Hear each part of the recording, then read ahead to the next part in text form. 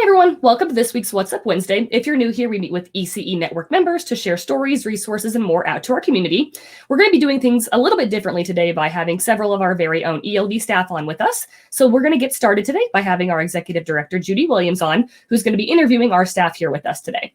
So hi, Judy, welcome, and thanks for taking some time to guide today's discussion and educate others on our various staff and stories of ELV. Great. Thanks so much, Milena. I really appreciate the time. And we're excited to share this with all of our fellow associates from CIG and MSI. So starting with you, Milena, you lead our sales. You are the person that is leading, and we have a goal this year to bring in 130 new ELV members. So talk to me. What is the process and how close are we to the goal? Yeah, thanks, Judy. So the process is it varies depending on where the lead or provider comes to us from. That could be by an association or a hub. That could be by a referral or word of mouth. But once I do receive that lead, I do a demo with them. And within that demo process, that takes anywhere from 20 to 30 minutes up to an hour. And my favorite kind of story within the demo is they'll stop me typically halfway through during the online enrollment portion of the demo. They'll stop me in my tracks and say, wait, I can get rid of my lengthy paperwork packet for my handbook and things. And I say, absolutely, that's exactly what this is for. You can toss it and do this virtually. So that's kind of the light bulb moment for them right then and there. So it's pretty cool. That's awesome. And then after the demo, I pass them off to client support after they sign their ELV agreement. And then goals wise, you were asking, we currently have, like you said, our current 2022 goals of 130 sales, and we've already hit over 100 as of the end of May. So we're trucking strong. That is super awesome. And I guess from your perspective, why do you think we're doing so well in our sales? Why are providers coming to us and joining our network? Yeah, so we're in 2022 now, and people are finally understanding and realizing that they don't need to be stuck and overwhelmed with admin support, and they're outsourcing. Where can I find that support and assistance? And that's exactly what we're here for, is to be that one-on-one guidance and support with our team to help them out with all things admin-wise through our childcare system. Great, Milena. Thank you so much. Absolutely.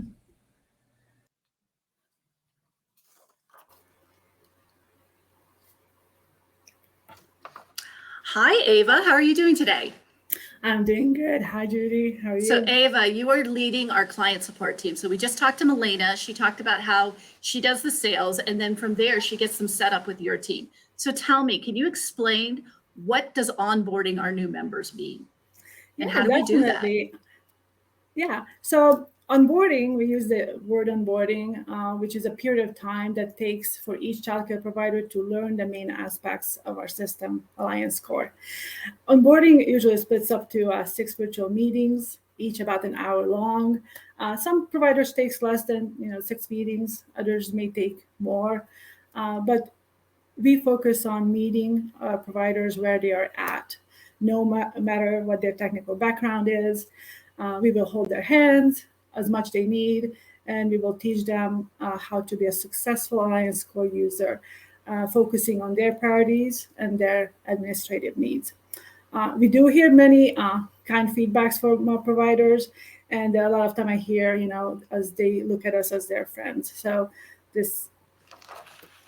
Yeah, that's great, because they're really alone when they're out there running their business. So you come in and your team and really take on that administrative support for them. So that's awesome. And I know for 2022, our plan is to get 125 new providers onboarded into our system. Can you kind of share just what do you hear? I know we've done a lot of surveys with our providers. What are they saying is the value add for them, if you had to put that in one word? Absolutely. Our customer service is the value. It is. You and your team do great things. Thank you so much, Ava. Of course. Thank you.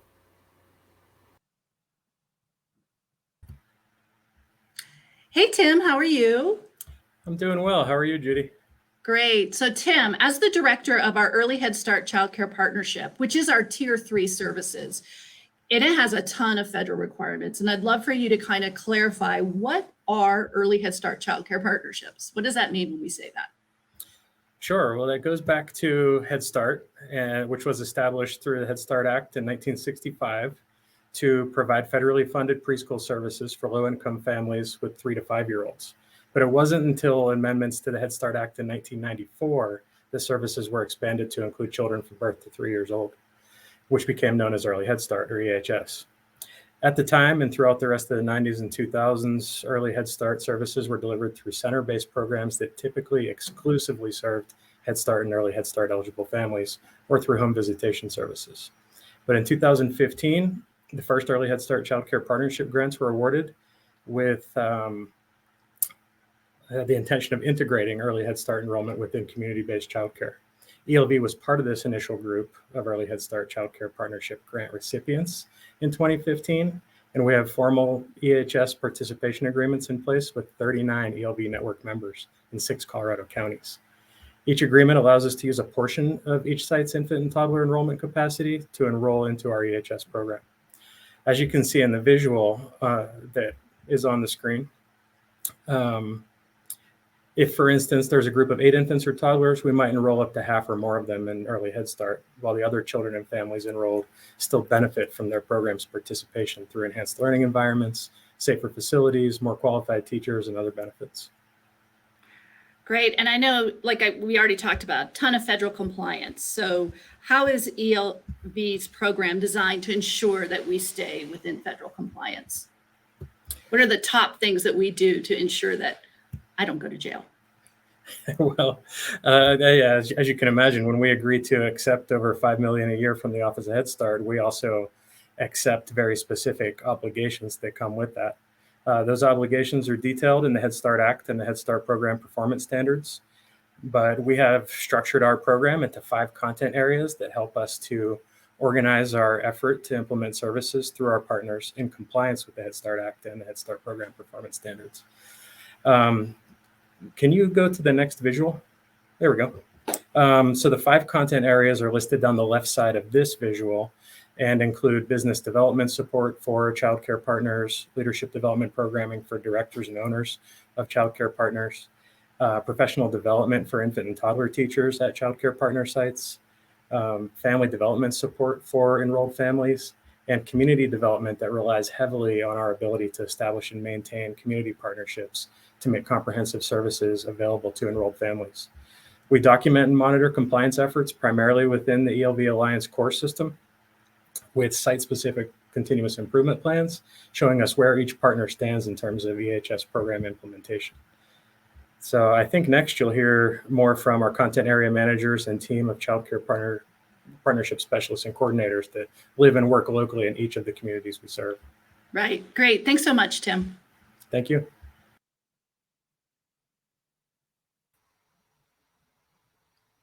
Hi, Jen. Hi. How are you? Good. How are you? Great. So Tim, we just had Tim on and he kind of went over the 5 content areas. So Jen, you lead the family support and engagement content on everything that in lots of things that we have to do for that. So can you kind of share with me, what is your focus on in your role as the manager? Well, as you might imagine, we work primarily with the families. And so what that means is our first and most important step in working with the families is working with the sites and the families to get them in their child enrolled in the Early Head Start program. And once they are enrolled, we ensure that they maintain continued participation in our programming. So that's the first step. Once families are enrolled, we then work together to connect them to their broader communities in order to build their social and economic capital. So what this could look like is when families need support in certain areas. For example, sometimes they have crisis intervention.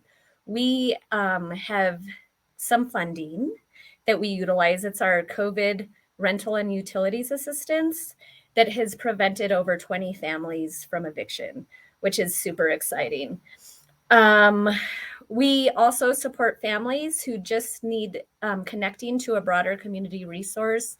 For example, in the Denver metro area, we partner with We Cycle and have provided diapers to families in need.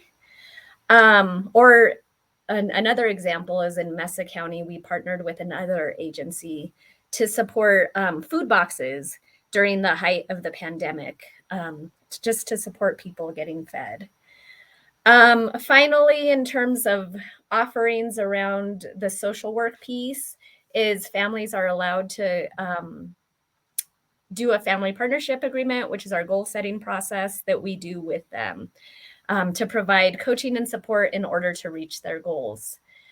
Finally, and what is the most important piece, is we work with the family to really understand their role as their child's first teacher and empower them to advocate for their children's education overall.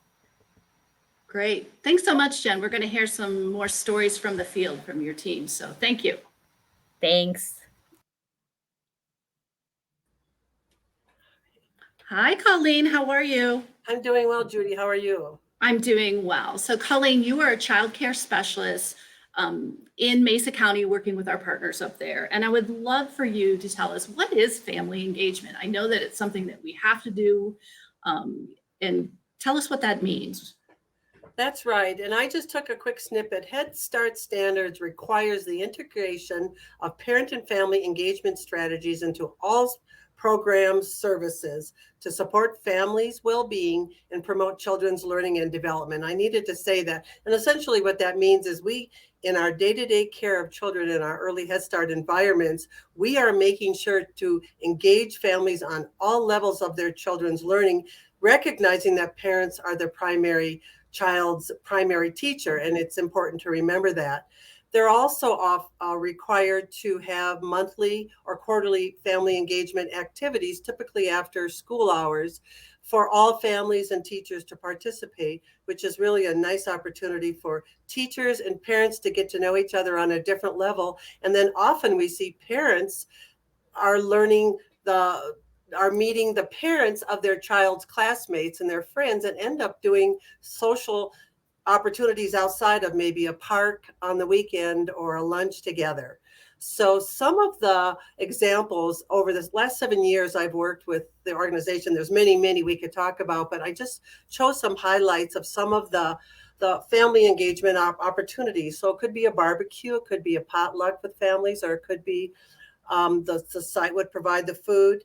February's Dental Awareness Month, so that they typically bring in a dental health specialist to come in and talk to all the parents, talk about the importance of good dental health, and provide toothbrushes and toothpaste to all the family members. We also have offered budgeting classes for families and to help them to learn how to budget their income and to maybe increase their scores. I'm losing my train of thought, but their credit scores in order to potentially purchase a home at some point. There are cooking classes that are being offered to families to talk about nutrition and how to identify what sugar content and fat. So the Cinco de Mayo events, just a couple more, where they brought in a mariachi band and teachers and parents, and everybody were able to eat together and dance together. They do donuts for dads during June with Father's Day and Mom. During Mother's Day month, they do muffins for moms, and there's literacy activities that are occurring that the school district will come in and help with planning and to give activities for staff as well as for parents to take home and to do with their children. Great. Yeah, you guys are busy people. I know that. So with the pandemic, how did we keep family engagement going? Well, I'll tell you, our sites have been very creative over this last 2 years. And one that pops into my mind was last December, that we have 2 family childcares that I work with that incorporate their family engagement activities. And they really wanted to do something special for the holidays. And typically they would get together and bake cookies and do some things. And so this year they tried something a little different. And what they did is the directors asked the parents at home, just freehand drawing, what do you think about the holidays? What comes to your mind? Draw pictures of your parents or your family. And what does that look like? Toys that you might want.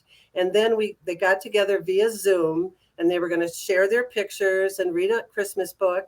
And then they were going to sing a holiday song. But what they didn't know is that there was a surprise visit from Santa. And he was there, and there's Santa via Zoom. And each and every family and child got to speak to Santa like they would have if they'd gone to the mall, which most of them did not because of the concern around crowds. And they had that one-on-one conversation with Santa Claus and being able to tell them how they've been that year, if I've been a good boy or whatever the case might be, and what they wanted for Christmas. So it was really a fun night. Yeah. That's awesome. Childcare providers just go above and beyond. And with your support, it sounds like they're really going above and beyond. So thank you so much, Colleen. Thank you. Hey, Miss Ty, how are you? What's new, Judy? Ty needs no introduction, but I'm going to go ahead and introduce her. Ty manages our early education part. So please, Ty, I know that really the goals on this is getting qualified teachers into the classroom and retaining those qualified teachers so that we can stay in compliance. So tell me, how do we do that and how are we doing at that? Yeah, that's a great question. Thank you for sharing. And so much has been shared already. I hope everyone is taking the time to just make note and see what resonates with you that can really tie you to the work of your fellow associates.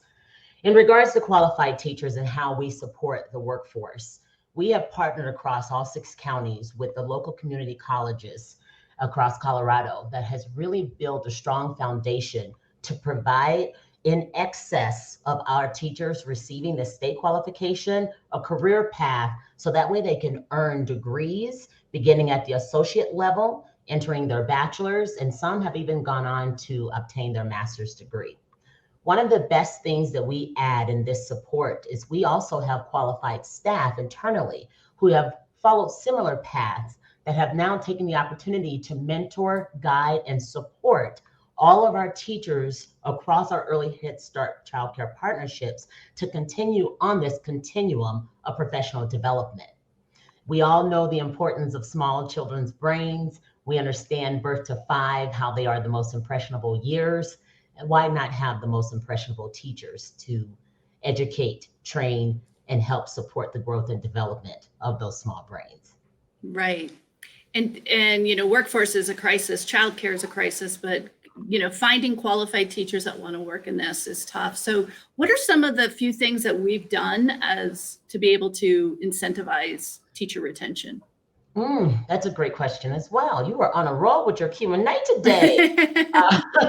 One of the things that I think that has been really well written into our early Head Start narrative that has really become a part of our fabric that not only incorporates our cornerstones for accountability, collaboration, and so on, but it also incorporates the foundation of early Head Start as well as Head Start programs as it relates to the workforce. So what we have done in our program is to incentivize teachers to not only obtain their credentials and their degrees, but to sustain their credentials and their degrees. So they may enter into our partnership and go on a course through a professional development plan, which our coaches individualize for each of them. And as they are going through that professional development plan and they're completing those, they then go from receiving that incentive for their completion, which is based off of if they're going to college. Let's say they get an A, they'll get $400 for that A. If they get a B, $300. C, I hope you guys can guess what that next number is. But they do get that opportunity to gain that. And then once they earn either their CDA, which is their Child Development Associate, which is provided by the Council for Professional Recognition. It's a national recognition for a credential in working with children, infants and toddlers, as well as preschool. And once they have attained that degree, they actually get another stipend for that degree. Now, 6 months after being inside one of our learning environments and sustaining that employment without interruption, they then earn what's called a retention bonus. And I just want to give emphasis to this. It's very important that we have acknowledged the disparity in our workforce. We are asking these teachers to go to school, to get credentialed, to hold certifications, both state, national, and federal. And yet many of them do not make a livable wage. Judy, what we have found with these incentive and these retention programs, they help buffer. They really, our retention rate, we've been in this for only 7 years. Our retention rate is 91%. 91%. It's amazing. That's huge. And honestly, even though our teachers love the children that they work with, they are so in love with these children. They love educating them. They love working with the families, and they want to live well. And so these incentives and these retention bonus absolutely help buffer some of that. Yeah, I agree. Thank you so much, Ty. Appreciate your time. Bye-bye. Hi, Vicki. Nice to see you. Vicki, you are a child care coordinator. I know you just got promoted to that position and you've been with us, I believe, 6 years. Yep. So congratulations on that. I would love to have you share a coaching story. I know you spend a lot of your time coaching our teachers and how that involves following the child's lead in their learning environment. Thank you, Judy. This is a passion of mine, is really sitting down, coaching with the teachers and, allowing the teachers understanding what is happening with the children. So we collaborate with the teachers on the child's individual needs in the classroom, and the classroom size is 8 depending on the age group and everything. So we observe and discuss the needs of each child. That is teachers observing, that's leadership observing, and that's including me going and observing in the classroom. In one of our older learning environments in our childcare partnerships in Adams County, we had a child who was on the autism spectrum. So he needed some adaptations to support a safer approach into the classroom, in the learning environment of the classroom. He enjoyed climbing on anything he could climb on. So we had to make it more fun and learning environment in a safer way for him. So through the discussions with his mom and the teachers and leadership, we decided to go ahead and buy a slide for him to be able to climb on and slide down. That was the best purchase we had for the classroom. It took time for the children all to learn and take turns on it. They get this beautiful slide in there and they're all like, okay, I want to go do it. You know how kids go up and down the slide instead of using stairs. So it took some challenges of, problem solving with the children and figuring that out. And basically when I meant we work as a team, that included the parent as well. It also included the mental health support that we had on site that came and used, that came and helped us and everything. And then it was both teachers, leadership team, and then myself. So, and a lot of it is that we're really looking out for the child and the outcome of the child of what they're needing on their individual needs.